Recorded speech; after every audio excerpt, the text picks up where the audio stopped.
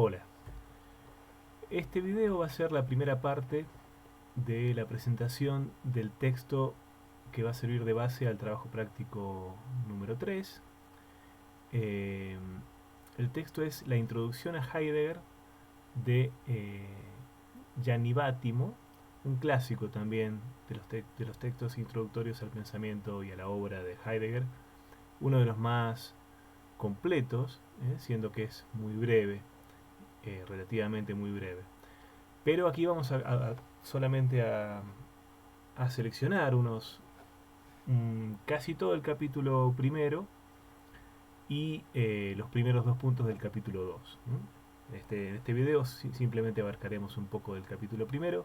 Vamos a empezar desde el punto número 2, desde la sección 2, que empieza hablando de lleno de algunos aspectos tratados por Heidegger en Ser y Tiempo, y vamos a omitir el primer punto del capítulo, que sin embargo yo les recomiendo que lo lean, aunque sea de manera rápida.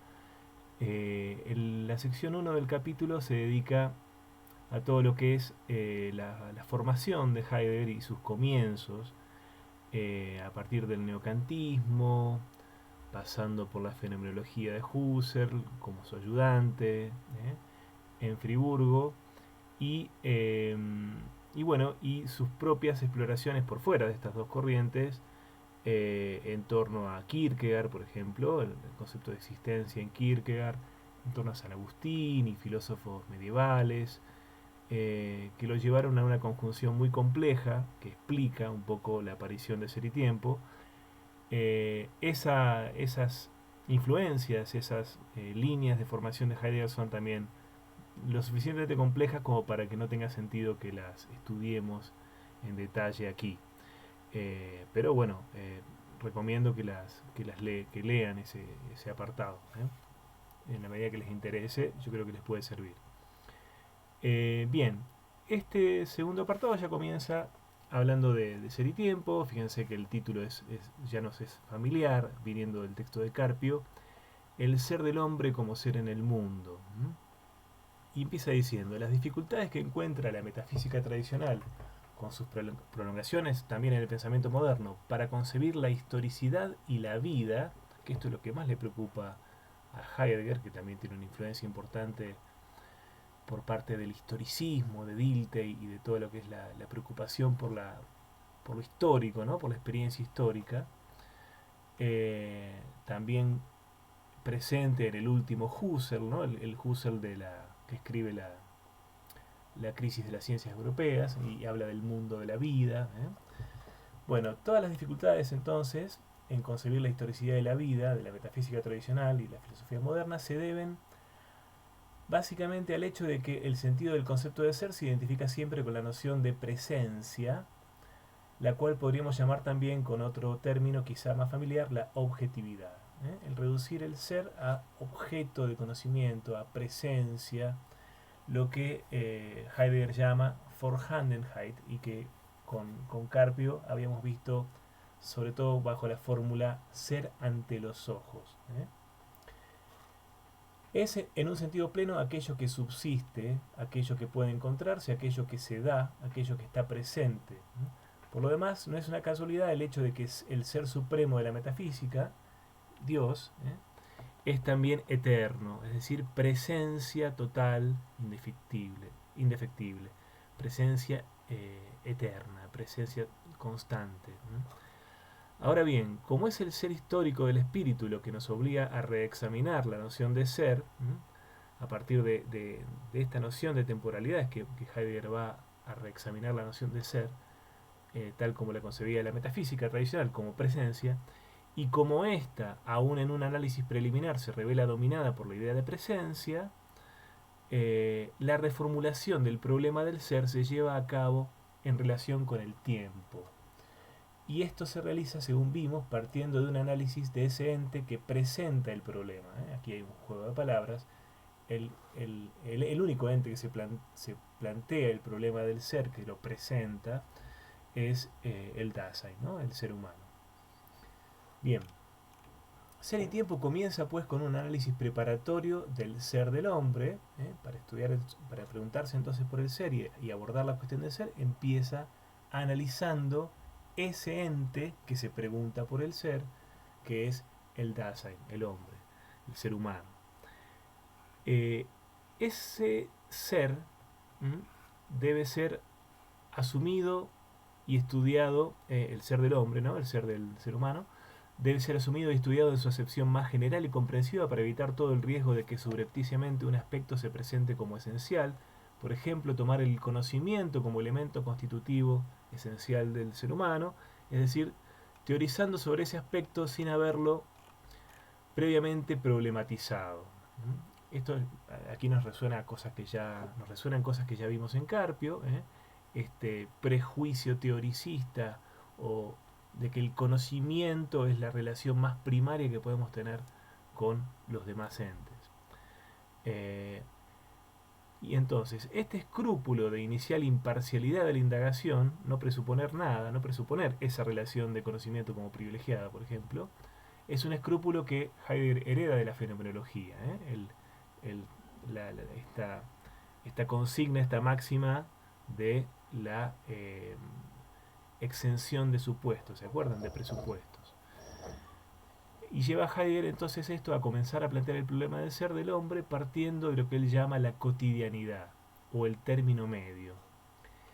El análisis del ser del hombre debe dirigirse a su modo de darse tanto más común como más general. Esto es la importancia de partir del ser humano cotidiano, de lo que es el hombre en general. Más que cotidiano podríamos llamar promedio, ¿no? Término medio. La forma de ser más habitual en los seres humanos. Bueno, en esta decisión de partir del término medio está ya implícita cierta idea del ser del hombre, y esa idea no es, sin embargo, un supuesto del que debería liberarse el análisis. Aquí vamos a ver que, recuerden, si ustedes recuerdan la categoría de comprensión, tal como Carpio ya la expuso, la comprensión implica siempre una precomprensión intelectual, preintelectual, quiero decir, todavía no conceptual, todavía no intelectual, racional, y por lo tanto un supuesto hasta cierto punto. La precomprensión es un supuesto y hay un límite, va a decir Heidegger, en esto de eliminar todos los supuestos. Pero sí que se puede decir que el plantear la relación de conocimiento como primaria, como originaria, era un supuesto infundado, ¿no? Por parte de la fenomenología y de toda la filosofía moderna en general. Bien. Esta idea de partir del ser del hombre no es, sin embargo, un supuesto del que debería liberarse el análisis. El concepto de comprensión que elabora Heidegger justamente en Ser y Tiempo reconoce como esencial a toda comprensión cierta precomprensión. Esto es lo que acabo de decir. Cierto horizonte preliminar abierto y accesible que antes que limitar la libertad de comprensión la hace posible. Vamos a volver sobre esto varias veces en este video. Los supuestos no han de eliminarse, hay que asumirlos explícitamente y aclarar sus implicaciones. O podríamos completar diciendo, hay que eliminarlos en la medida en que sean eliminables, y los que no son eliminables hay que asumirlos explícitamente y aclarar sus implicaciones.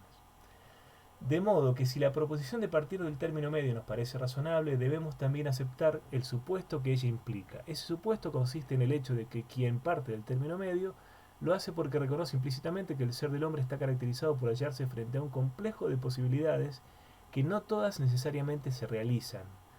Por eso el problema del análisis que Heidegger se propone resolver con el concepto de término medio es el problema de no aislar una de estas posibilidades en desmedro de otras.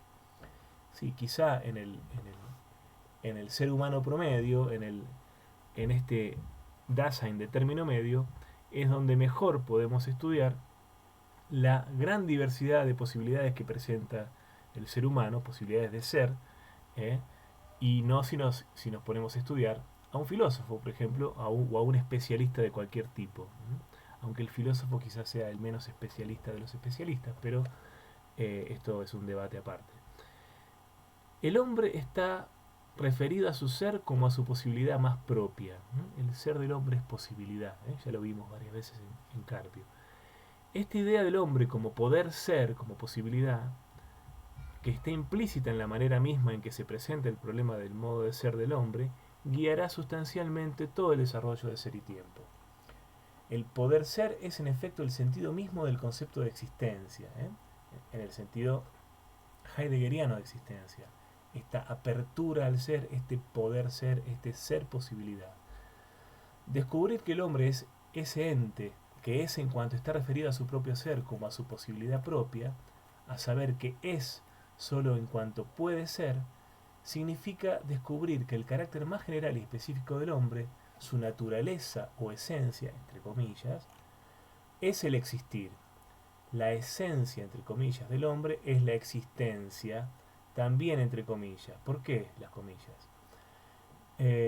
Porque a partir de aquí se revela que el uso de esas nociones, que sin embargo son centrales en toda filosofía, está plagado de equívocos que pueden comprometer desde el principio el resultado de la indagación y van a adoptar un sentido propiamente heideggeriano,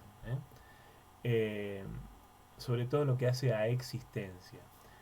¿Qué sentido tiene, si continúa Bátimo aquí, hablar en este caso, en el caso del Dasein, de esencia y de naturaleza?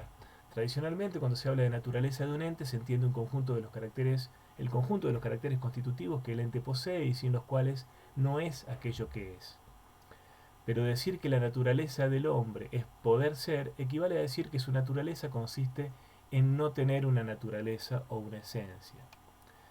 O bien que esa naturaleza o esencia es esencialmente abierta, indefinida. Podríamos también explicarlo de esta manera. Al coincidir con la existencia, es una esencia que se va haciendo, que es dinámica y que por lo tanto no es una esencia del tipo tradicional, no es una naturaleza del tipo tradicional. Es algo histórico, algo que se va construyendo.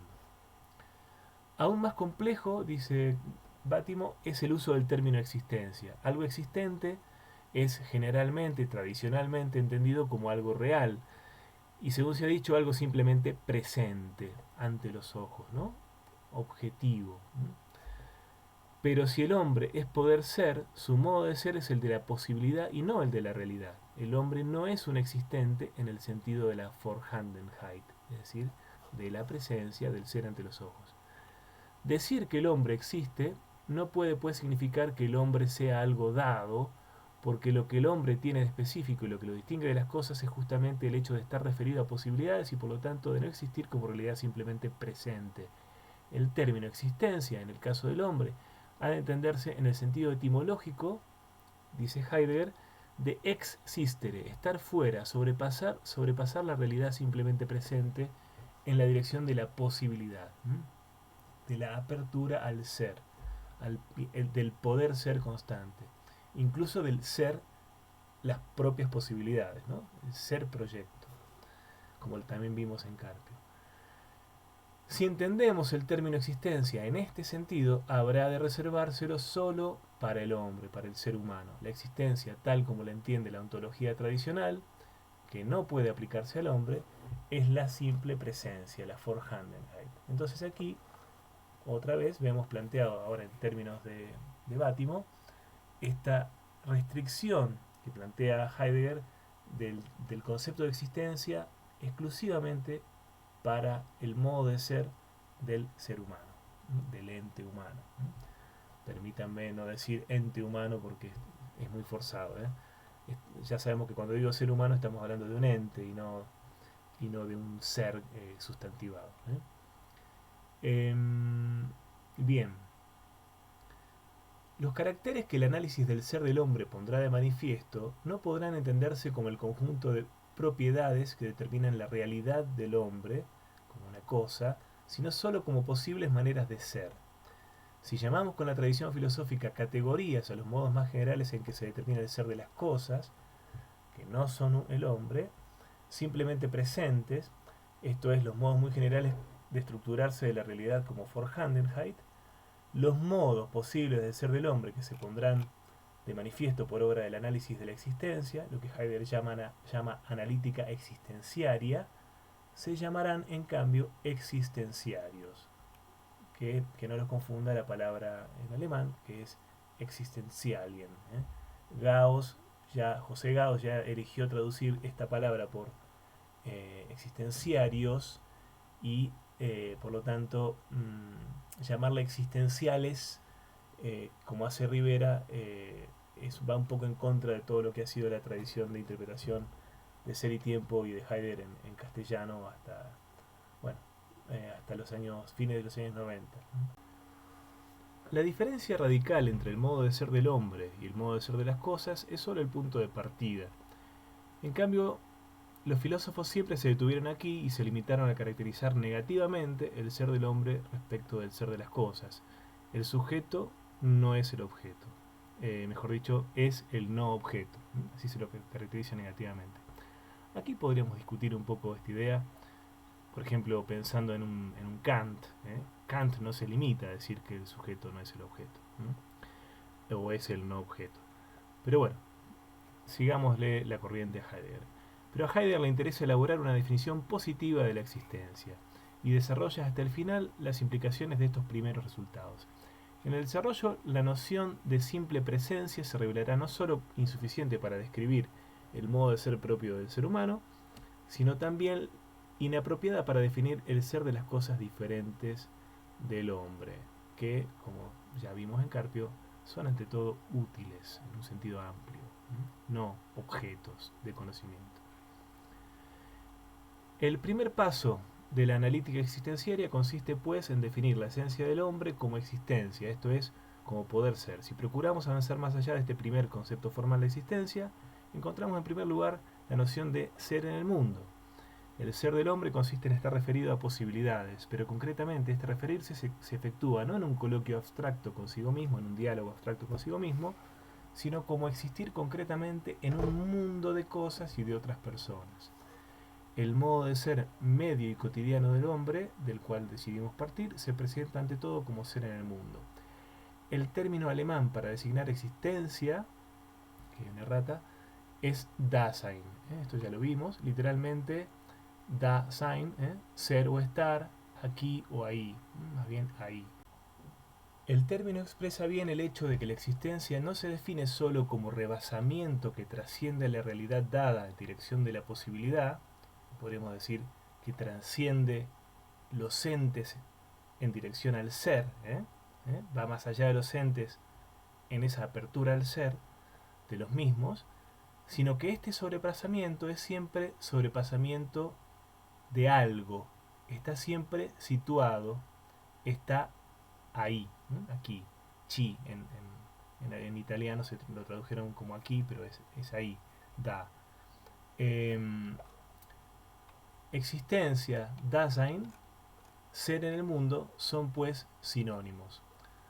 Los tres conceptos indican el hecho de que el hombre está situado de manera dinámica, es decir, en el modo del poder ser o también, como dirá Heidegger poco después, en la forma del proyecto. Entonces, aquí están los dos sentidos, que repasando un poco lo que vimos con Carpio, los dos sentidos de Dasein en un sentido etimológico, ¿no?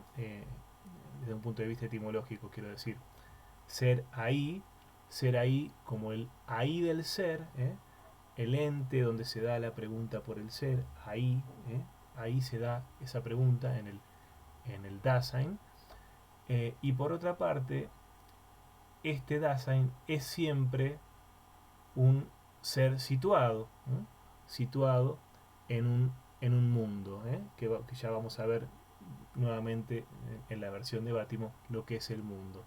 Es un ente yecto, arrojado a una determinada situación en la que se encuentra, en un determinado marco de sentido, horizonte, significatividad que va a ser el mundo que lo rodea y los entes que cobran sentido en ese mundo.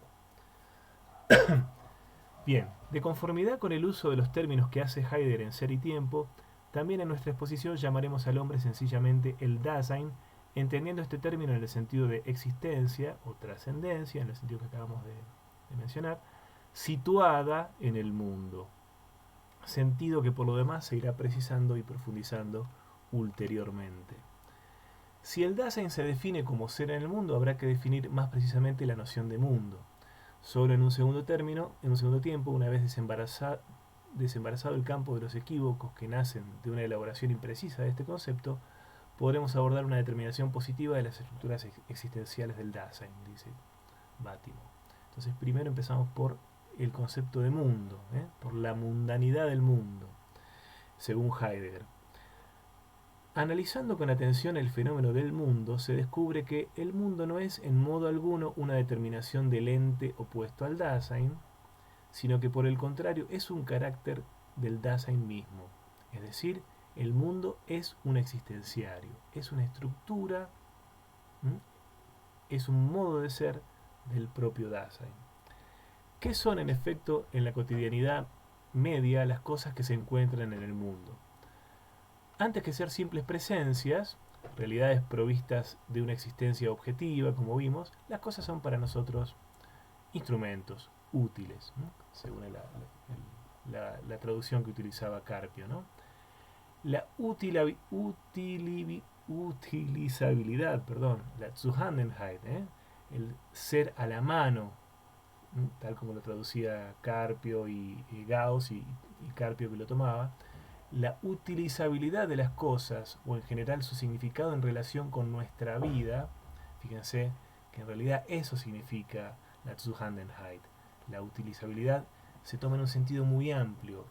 Es que las cosas tienen un significado en relación con nuestra vida. Eso es su utilizabilidad, su uso.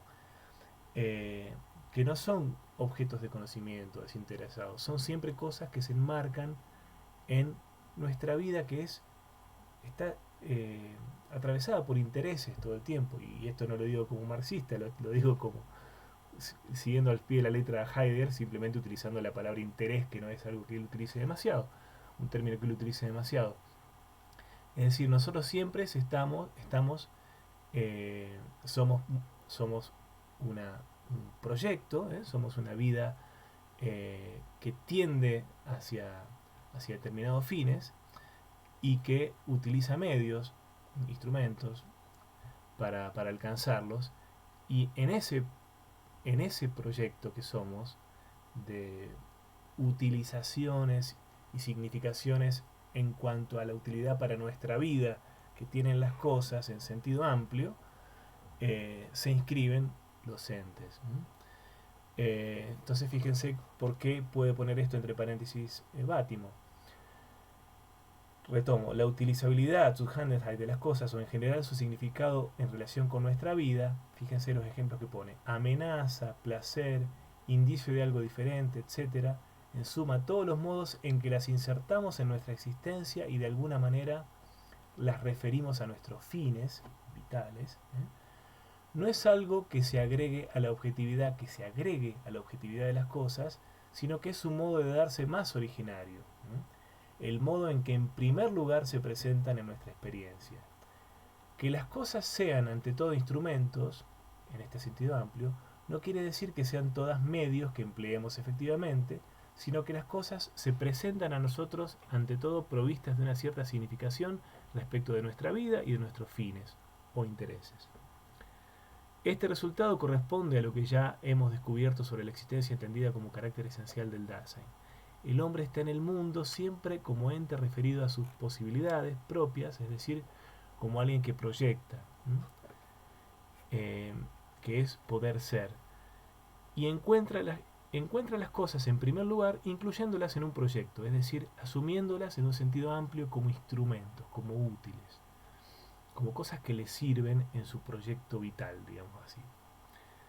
Instrumento en este sentido es también la luna, que al iluminar un paisaje nos sume en un estado de ánimo melancólico, y en general también la contemplación desinteresada de la naturaleza coloca siempre a esta en un contexto de referencias, por ejemplo de recuerdos, de sentimientos, o por lo menos de analogías con el hombre y sus obras. Es decir, evidentemente este es el sentido primario de nuestra relación con las cosas, y no la contemplación desinteresada, que en definitiva siempre se termina enmarcando en esos intereses primarios. Pero si, como se vio, el modo de presentarse originario de las cosas en nuestra experiencia no es aparecer como objetos independientes de nosotros, objetos de conocimiento, sino que se nos dan como instrumentos, queda abierto el camino para reconocer la objetividad misma de las cosas, es decir, su ser ante los ojos, su Vorhandenheit, su ser objetos de conocimiento, como un modo, entre otros, de determinarse particular de la instrumentalidad. Lo primario entonces no es la relación de conocimiento, sino que esa relación de conocimiento con las cosas siempre viene después de esta relación de utilidad, por decirlo de una manera muy rápida, y se constituye como una determinada forma de relación de utilidad, ¿no?, con las cosas. Y esto es otra forma de decir, aunque no venga muy al caso quizá en este punto, que el conocimiento nunca es desinteresado, ¿eh? El conocimiento siempre se construye, por más objetivo que se lo quiera y se lo plantee, dentro de una existencia y de una red de significados que tienen más que ver con la utilidad y con la instrumentalidad, como modo de ser primario de las cosas. Entonces, la objetividad es algo a lo que se llega, la objetividad del conocimiento, ¿no? El ser objeto de las cosas es algo a lo que se llega, y sobre esto está de acuerdo aún la metodología científica, en virtud de una operación específica en la cual se hacen a un lado los prejuicios, las preferencias, los intereses para ver la cosa tal como es en sí. Pero esta operación es, sin embargo, inevitablemente una operación del hombre que éste lleva a cabo precisamente con miras a ciertos objetivos precisos. La conexión de las ciencias objetivas modernas con la técnica no necesita ser documentada, ¿eh? Fíjense que la ciencia pura en general es algo bastante excepcional hoy por hoy, que por supuesto que nunca es pura del todo, sino que las ciencias en un sentido fuerte, las ciencias duras, están siempre eh, pensando en función de la técnica, de la tecnología, para decirlo en otros términos.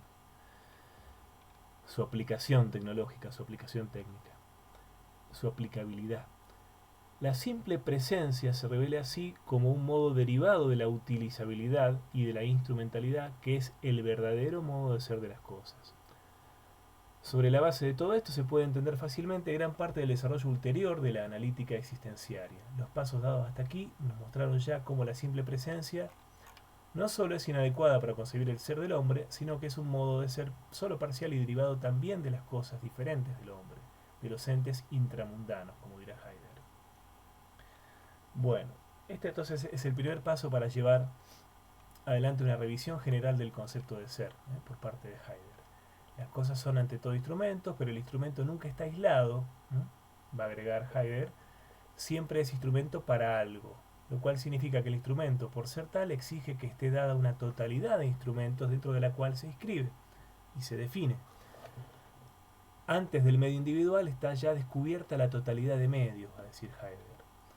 En esta perspectiva, el mundo no es la suma de las cosas, la suma de los entes, sino que es la condición para que aparezcan las cosas individuales, para que éstas sean.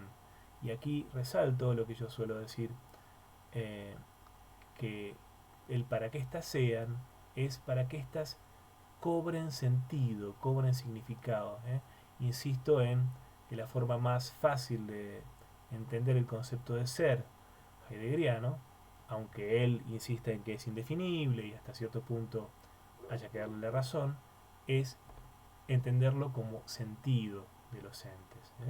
El ser de los entes es el sentido de los entes. Bien, hay que hacer notar, acá hay un problema de traducción, CBN es aunque, no sin embargo, aquí hay un problema, hay que entenderlo como aunque. Hay que hacer notar, aunque evidentemente no en un sentido temporal, que el mundo como totalidad de instrumentos está primero que las cosas como instrumentos individuales. Está primero porque es el marco en el que cobran sentido, el marco total de significatividad en el que cobran sentido los entes individuales como útiles, como instrumentos. Por otra parte, la totalidad de los instrumentos se da solo en cuanto existe alguien que los emplea o puede emplearlos como tales, en cuanto esté, el Dasein para el cual los instrumentos tienen su sentido, su utilidad. Entonces, primero aún que el mundo, más originario aún que el mundo, o en la raíz de darse del mundo como totalidad instrumental, está el Dasein mismo, del que el mundo es un existenciario. No hay mundo si no hay Dasein. Es también cierto que a su vez el Dasein no es sino en cuanto ser en el mundo, pero la mundanidad del mundo se funda solo sobre la base del Dasein y no viceversa, porque el mundo aquí no está entendido como eh, la facticidad exterior al Dasein mismo, ¿no?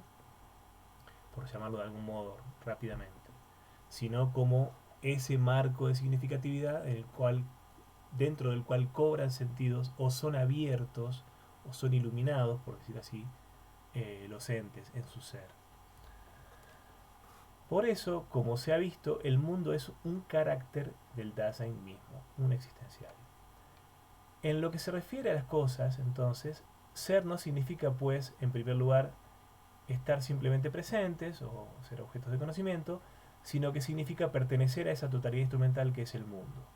Este pertenecer al mundo se puede definir ulteriormente sobre la base de un análisis más preciso del concepto de instrumento. Por cuanto está siempre constituido en función de otro, el instrumento tiene el carácter de referencia, de la referencia o la referencialidad. El instrumento se refiere no solo al uso específico para el cual está hecho, sino también, por ejemplo, se refiere a las personas que lo usan, al material de que está constituido, etc. Sin embargo, el instrumento como tal no está hecho para manifestar tales referencias de manera explícita. Está hecho para un cierto empleo, un cierto uso, y no para suministrar todas estas informaciones varias, estas referencialidades de una manera explícita. Hay, sin embargo, un tipo de entes intramundanos utilizables en los cuales el carácter de la referencia, precisamente en este sentido informativo, no es sólo accidental, sino que es constitutivo. Los signos, va a decir Bátimo. Y va a aclarar que en los primeros momentos de Ser y Tiempo Heidegger no se ocupa de los signos, pero que ese es el sentido de la referencialidad de los útiles. Un poco más abajo dice, escribe, en el signo la utilidad coincide con la capacidad de referencia. En el signo coinciden, utilidad y capacidad de referencia. El signo no tiene otro uso que el de referirse a algo, y por lo tanto es especialmente gráfico para entender el ser de los entes como útiles, como instrumentos que se referencian entre sí y con los Dasein.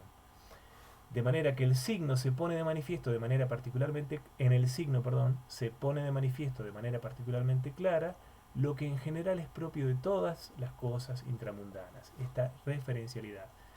La referencia en el sentido de conexión con otra cosa. En cuanto a instrumentos, las cosas remiten constitutivamente a algo que no son ellas mismas. Pero en el signo, este constitutivo estar en relación se presenta en primer plano, es más evidente, digamos, se muestra en la identidad de la utilizabilidad y la capacidad de referencia. Por eso el signo manifiesta la esencia de toda cosa intramundana. De alguna manera, todos los entes intramundanos son signos también, de una manera no tan primaria ni tan evidente como los signos propiamente dichos, pero todos los entes terminan siendo signos que se inscriben en un marco de sentido brindado por el mundo, por la mundanidad del mundo. Ahora vamos a ver que esto queda más resaltado y más claro en lo que sigue. Pero hay un segundo sentido más profundo en el que el signo revela la mundanidad del mundo y el ser de las cosas, de los entes. En efecto, se puede decir que si el mundo es la totalidad de los instrumentos del hombre, los signos son un poco como las instrucciones para usar de dichos instrumentos. De hecho, aprendemos a usar las cosas no tanto viéndolas usar o usando todos los instrumentos de que está constituido el mundo, sino principalmente a través de los discursos que nos ponen al corriente sobre el uso de las cosas. Esto es algo muy profundo que plantea aquí Bátimo, que no estaba presente en Carpio de esta manera. Todo nuestro ser está atravesado por el discurso, estamos atravesados por el lenguaje, incluso el uso, este uso casi distraído y pre-racional y pre-ontológico de de los útiles, de los útiles que los entes son en primera instancia, está atravesado por discursos sobre ese uso, no conocimientos explícitos, sino discursos que han acompañado nuestro aprendizaje familiar, nuestro trato familiar con esas cosas. Estamos siempre atravesados por el lenguaje. Como se aclarará cada vez más en el desarrollo de la analítica existenciaria, corresponde poner acá, nuestro ser en el mundo no es solo o principalmente un estar en medio de una totalidad de instrumentos, sino que es un estar familiarizados con una totalidad de significados. Es decir, no solamente los entes son siempre significados, sino que además están atravesados por un discurso que por signos lingüísticos propiamente dichos, que los articulan, que los nombran y que los ordenan en nuestra comprensión. Utilidad igual valor. Aquí sería otra cosa, destaca otro aspecto de la utilidad, Bátimo. La instrumentalidad de las cosas, según ya dijimos, no es solo su servir efectivo a fines, sino que de manera más general todavía es su valer para nosotros en un sentido u otro. El valor del signo es algo a lo que quizás les resuene a ustedes por haber visto, por ejemplo, el curso de Lingüística General de SOSIR, los primeros capítulos. El signo como valor. Pero también podríamos hablar de que la utilidad de algo en general es su valor. El valor de una cosa, el valor de algo es su utilidad en sentido amplio. Bueno, continúo. Pero estas valencias de las cosas que nunca se descubrieron todas en su uso efectivo son manifiestas a través del lenguaje y en general a través del lenguaje de los signos. Disponemos del mundo mediante los signos y en virtud de ellos somos en el mundo. El signo es un ente óntico, dice Heidegger, que en la medida en que es este medio determinado, hace al mismo tiempo las veces de algo que manifiesta la estructura ontológica de la utilizabilidad, de la totalidad de las referencias y de la mundanidad. Bueno, esto es, en términos mucho más difíciles, un poco lo que dijimos cuando hablábamos con Bátimo del manual de instrucciones, ¿no? Incluso el uso, esta familiaridad con las cosas cotidianas está atravesado o atravesada del lenguaje, de signos lingüísticos también. Ser en el mundo significará ahora no tanto tener siempre relación con una totalidad de cosas, instrumentos, como tener ya siempre familiaridad con una totalidad de significados, ¿no? En general, lingüísticos y no lingüísticos, ¿no? Y no lingüísticos en sentido estricto, ¿no? Esta conexión entre mundanidad y significatividad prepara ya, según veremos, la aparición del lenguaje en primer plano a lo largo de la especulación heideggeriana posterior a Ser y Tiempo, pero mientras tanto es también esencial aquí esa conexión para entender la importancia central de la noción de comprensión, comprender, es la traducción que se utiliza en castellano, Verstehen, en la descripción de las estructuras existenciales del ser en el mundo propio del Dasein. En la sección 4, cuyo título debe ser leído como la constitución existenciaria del Dasein, para ser coherentes con las traducciones, en italiano existenciario es existenciale, entonces se le plantea esa confusión al traductor al castellano, pero lo pueden corroborar viendo la versión italiana. Si el Dasein es ser en el mundo, el resultado del análisis de la mundanidad deberá reflejarse también en la determinación de las estructuras existenciales del Dasein. Esto es lo que Heidegger llama el análisis del ser en como tal. Esto también nos recuerda a Carpio, que apunta a la definición de los existenciarios.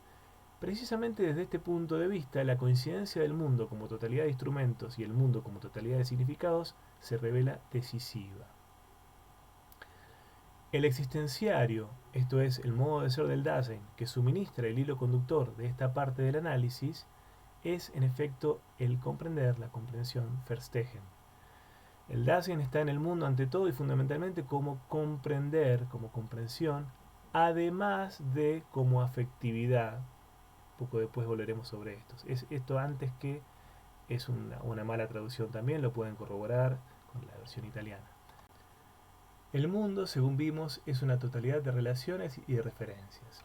Y aquí presenta Bátimo una cita de Ser y Tiempo. Las citas de Ser y Tiempo de este libro, como bien denuncia Carpio en el final de su capítulo, cuando habla del libro de Bátimo, están traducidas directamente de la versión italiana, de la cita italiana que hace Bátimo, sin cotejarla y en lugar, digamos, de ir a buscar el pasaje correspondiente en la traducción oficial al castellano, en alguna de las traducciones oficiales al castellano, como es la de Gaos, José Gaos o Rivera. Entonces, eso es algo bastante lamentable porque se pierden alguna coherencia en lo que son los términos en su traducción al castellano habitual, como por ejemplo comprensión, que no se suelen traducir como comprensión, sino como comprender. Pero bueno, esta cita de...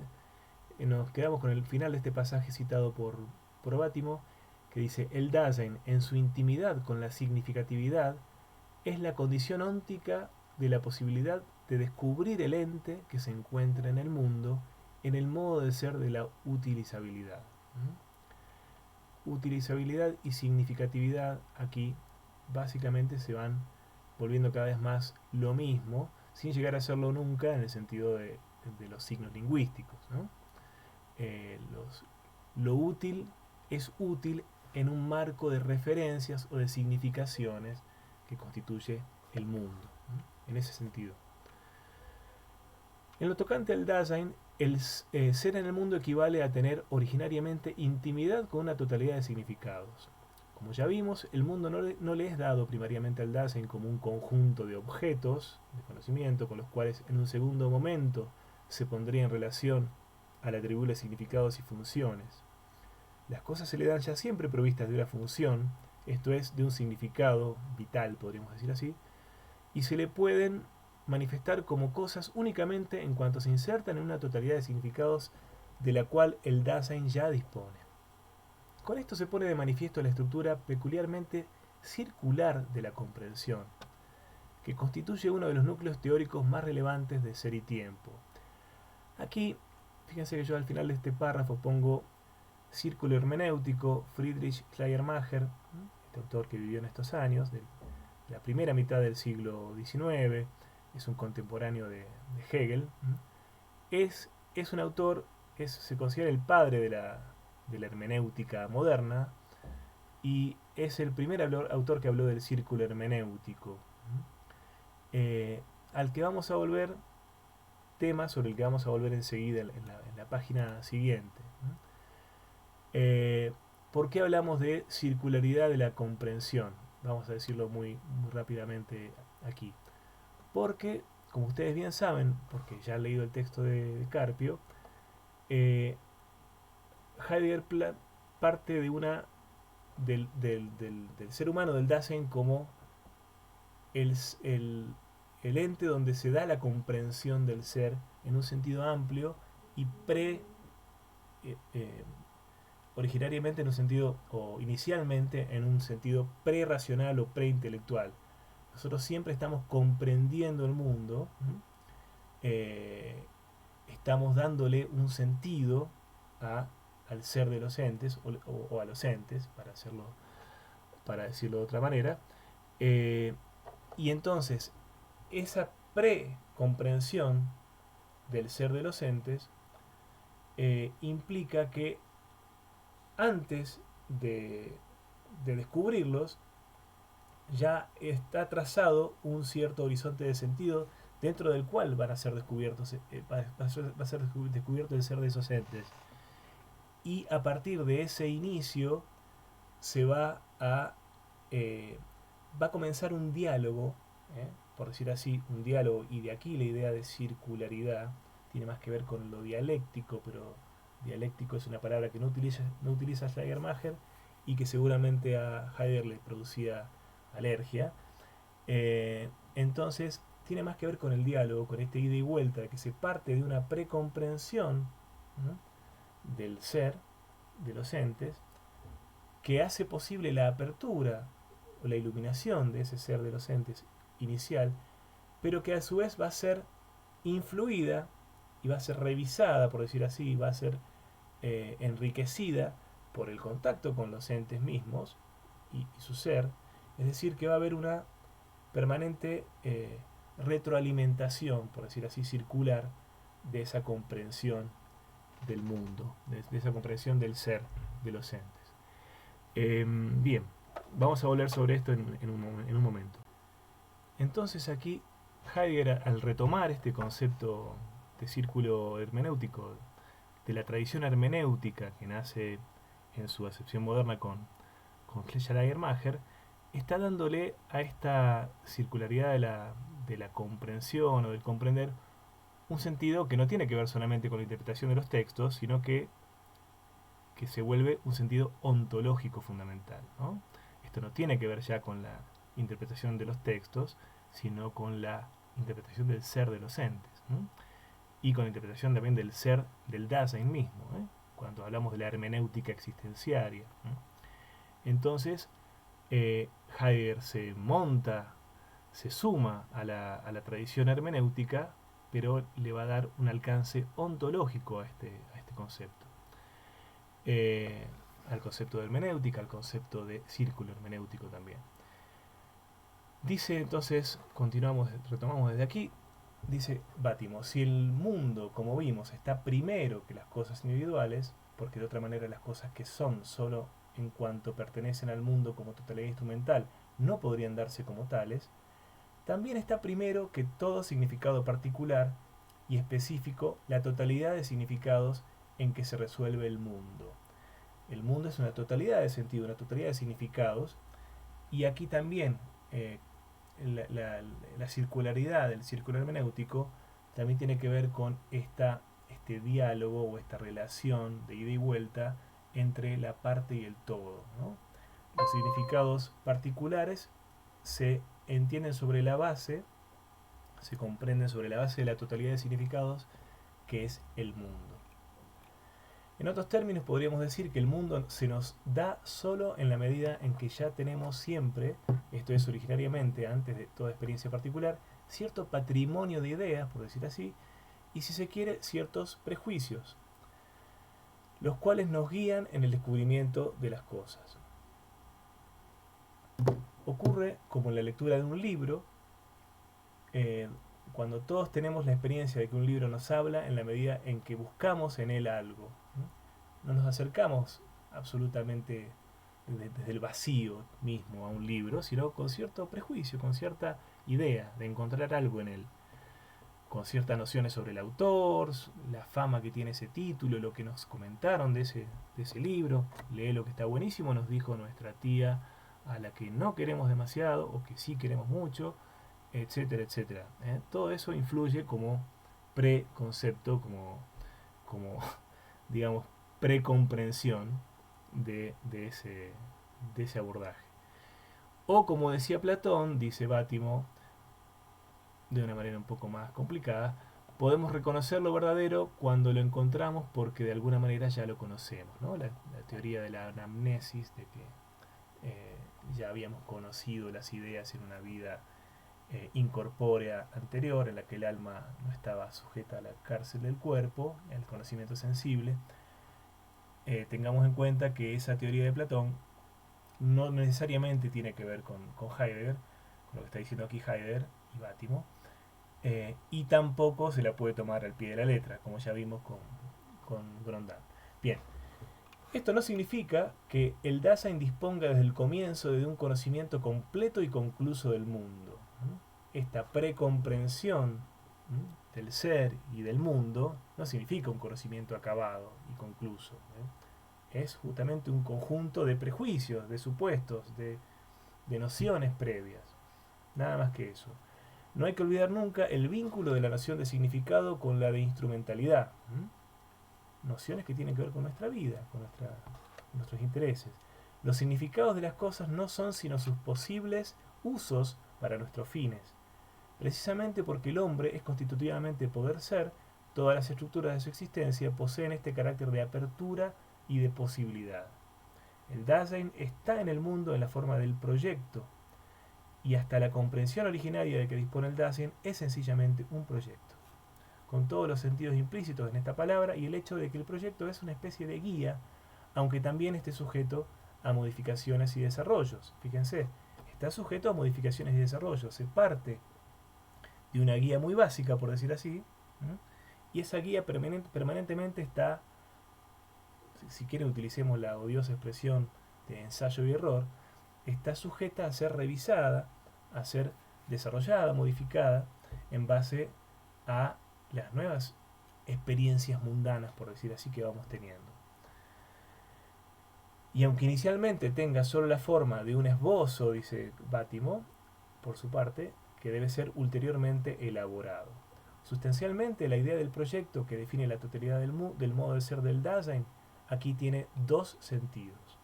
La comprensión es proyecto por cuanto es un poseer la totalidad de los significados que constituyen el mundo antes de encontrar las cosas individuales.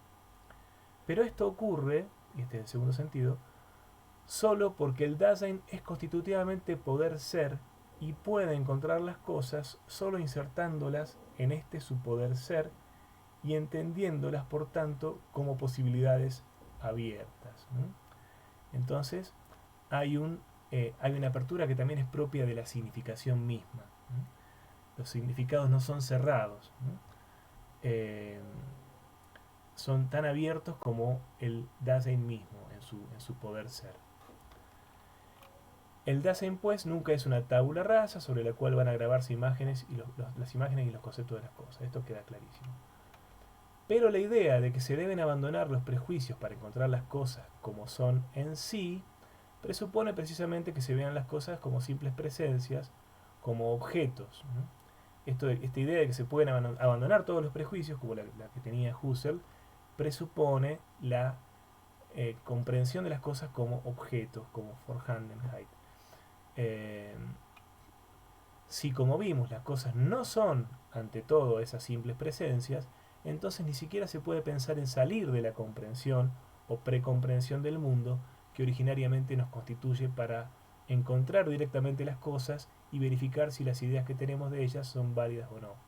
Plantearse una filosofía sin supuestos, por decir así, una absoluta eliminación o exención de los supuestos, como quería Husserl, no solamente no es posible, sino que tampoco es deseable, va a plantear Heidegger ahora, un poco más abajo, en el discurso de Bátimo. No podemos salir de esa precomprensión, no podemos eliminar del todo los supuestos que manejamos.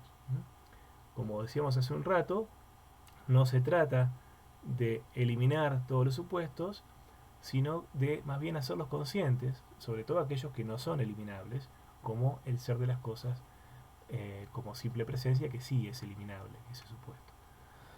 Bien, el conocimiento entonces no es un ir del sujeto hacia un objeto simplemente presente, o viceversa, la interiorización de un objeto originariamente separado por parte de un sujeto originariamente vacío. El conocimiento es más bien la articulación de una comprensión originaria en la cual las cosas están ya descubiertas. Esta articulación se llama Auslegung en el lenguaje de Heidegger, que aquí traduce Bátimo por interpretazione, que a su vez el traductor al castellano lo traduce literalmente como interpretación, y es lo que en Carpio aparece muy fugazmente, en un punto muy perdido y fugazmente al hablar de la rede, del lenguaje, del habla, como explicitación. Y continúa diciendo Bátimo, fíjense, no tiene sentido hacer la observación, o la objeción, podríamos decir, de que esta manera del conocimiento es solo un movimiento del sujeto en el interior de la propia imagen del mundo ya dada. Porque no estamos aquí en el plano de una reducción del conocimiento o de la filosofía a visión del mundo, en el sentido subjetivista del término. El ser en el mundo no tiene nada del sujeto de que habla mucha filosofía moderna, porque esta noción presupone precisamente que el sujeto es algo que se contrapone a un objeto, entendido como simple presencia, mientras que el Dasein nunca es algo cerrado de lo que se deba salir para ir al mundo. El Dasein es ya siempre y constitutivamente relación con el mundo, antes de toda artificiosa distinción entre sujeto y objeto. Es decir, sería un error que pretendamos encasillar a Heidegger en el cuadro propio de autores previos como un autor subjetivista, un autor que en definitiva plantea que el mundo, en un sentido, en el sentido tradicional de mundo, la totalidad de lo que es, digamos, la totalidad de los entes, no tiene una existencia propia, no tiene un ser propio, no tiene una realidad propia, sino que está todo en la mente del sujeto. Es todo un gran idealismo subjetivo o subjetivismo. No, eso no es lo que plantea Heidegger. El conocimiento como interpretación no es el desarrollo y articulación de las fantasías que el Dasein como sujeto individual pueda tener sobre el mundo, sino que es la elaboración de la constitutiva y originaria relación con el mundo que lo constituye. Hay una relación con el mundo y con los entes que pueblan ese mundo, que se inscriben en ese mundo y que no están en el Dasein. Los entes que no son el Dasein no son existenciarios, el mundo lo es, ¿se entiende? El mundo en el que se inscriben y cobran un significado, es iluminado su ser particular, es un originario, pero los entes no son, un existenciario, pero los entes no son un existenciario, los entes que no son el Dasein. Por lo tanto, la relación sujeto-objeto no nos ayuda demasiado a entender esta filosofía de Heidegger. La idea del conocimiento como articulación de una precomprensión originaria es la doctrina de aquello que Heidegger llama, junto con la tradición, no transición sino tradición, de la teoría de la interpretación o hermenéutica, el círculo hermenéutico. Ese círculo, del que ya hablé hace un momento, puede parecer un círculo vicioso solo desde el punto de vista de un ideal del conocer que conciba el ser como simple presencia, que es lo que estamos criticando aquí. Pero fíjense lo que dice Heidegger, para terminar ya este apartado y este video. Pero si se ve en este círculo un círculo vicioso y se procura evitarlo, o si sencillamente se lo siente como una irremediable imperfección, se entiende mal de cabo a rabo la comprensión. Esta idea de que la comprensión y la precomprensión es algo inevitable. El esclarecimiento de las condiciones fundamentales de la posibilidad del interpretar mismo y las condiciones de su posibilidad. Lo importante no es salir fuera del círculo, sino permanecer dentro de él de la manera justa, va a decir Heidegger. Entender ese círculo que es constitutivo nuestro. El círculo de la comprensión no es un simple círculo en el que se mueva cualquier forma de conocer, sino que es la expresión de la preestructura propia del Dasein mismo.